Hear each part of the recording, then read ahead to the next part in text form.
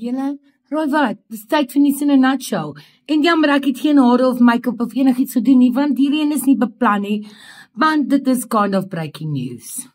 Julle, ek het vir julle gister gesê dat verlede week het daar 3 polisiekonstabels weggeraak wat van Bloemfontein af op pad was Limpopo toe.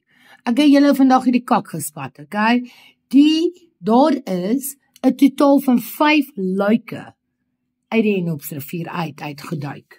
Dit was nog lang naweek en al, en vandag toe kom die polisie en kabam, toe sê hulle ewe skielik, hulle het 3 lyke uitgehaal alreeds, hulle het sê 2 was al maandag uitgeduik, die 3de een vanoggend, en toe deur die loop van die dag, toe is daar 4de een en 'n 5de een.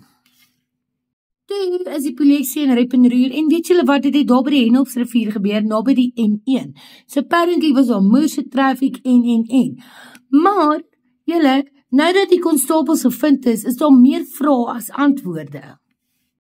So, die eerste vraag was, want daar was 3 konstabels, so wil die mense weet wie is die 4de persoon.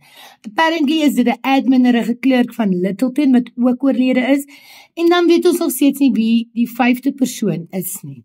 Die oorsaak van die dood is ook nog nie bevestig nie, maar op 'n stadium met die polisie gesê, jy weet, almal moet net respekteer, dat die families kan gehaal word, sodat die lyke kan identify word by die mortuary.